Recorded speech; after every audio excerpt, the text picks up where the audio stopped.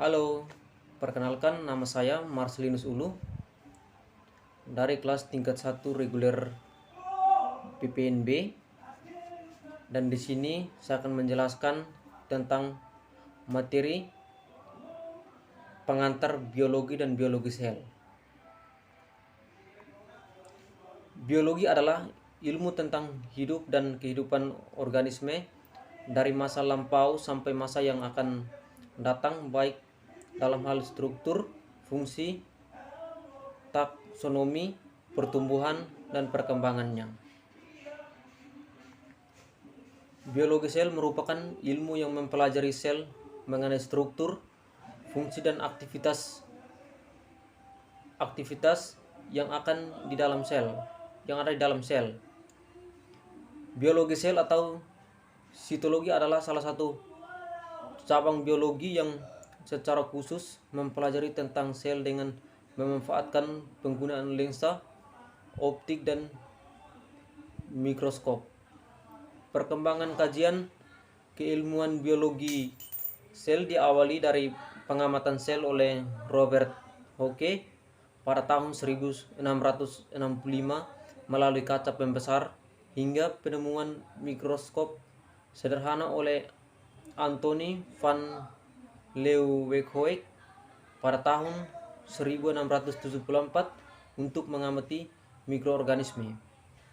Kajian utama di dalam biologi sel ialah pengamatan sel sebagai aturan yang utuh, interaksi molekuler antar sel, dan reaksi kimia yang terjadi dalam sel.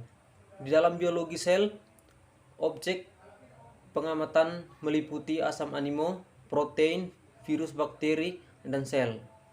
Satuan pengukuran yang digunakan dalam pengamatan biologi sel ialah mikrometer atau nanometer.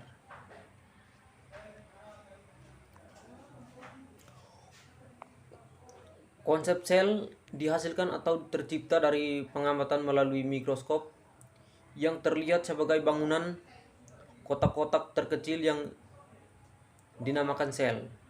Sejarah penemuan sel tersebut mengisyaratkan bahwa manusia memulai mempelajari sel dari strukturnya atau menggunakan indera mata, atau bukan dari fungsinya. Hal tersebut mewarnai perkembangan pengetahuan manusia tentang sel. Struktur yang diperoleh melalui mikroskop tadi akhirnya diterjemahkan ke arah fungsi, karena pada kenyataannya organisme hidup itu mempunyai struktur, fungsi, dan juga proses.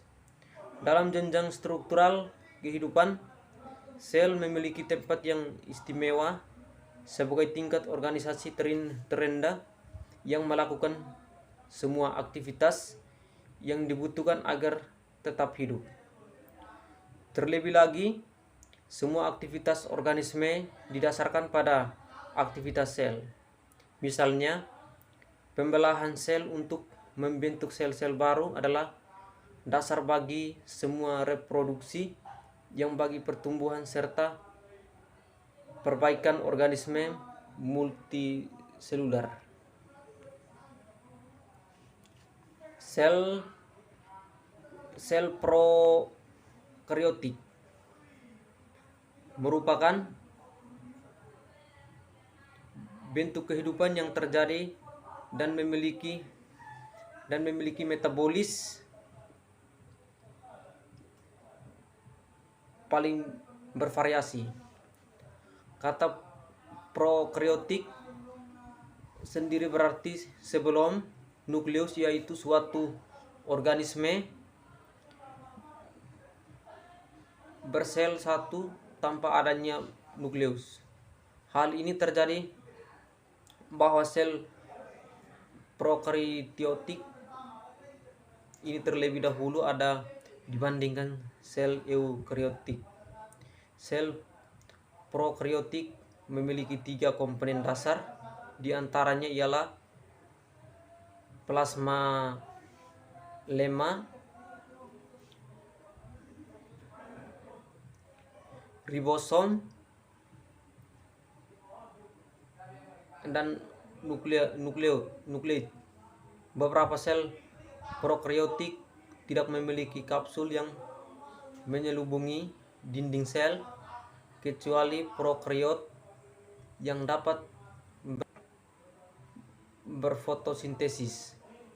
Sel prokariot juga dapat mengabsorpsi bahan organik untuk pertumbuhannya.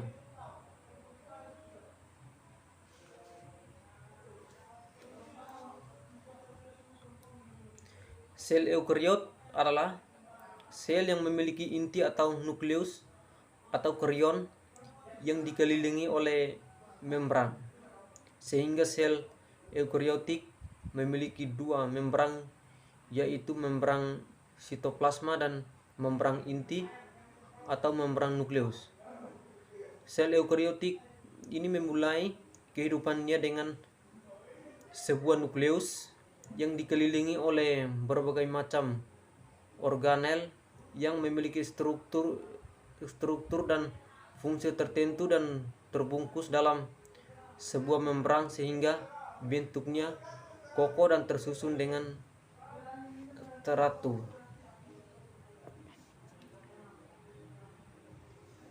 Membran sel adalah membran yang membatasi isi sel dari sekelilingnya dan tersusun dari membran dua lapis yang terdiri dari fosfolipid dan protein lipoprotein. Nukleus atau inti sel berbentuk bulat panjang dan dilindungi oleh membran nukleus dan memiliki susunan yang sama dengan membran sel, yaitu berupa lipoprotein, atau di dalam nukleus terdapat nukleus atau anak inti yang berfungsi mensintesis berbagai macam molekul RNA atau ribonuklei asam ribonukleat, dan nukleoplasma atau cairan inti yang merupakan zat yang tersusun dari protein, butiran kromatin yang terdapat pada nukleoplasma yang tersusun dari protein, yang tampak jelas pada saat sel-sel tidak membelah, tetapi pada saat sel membelah buti. Terima kasih.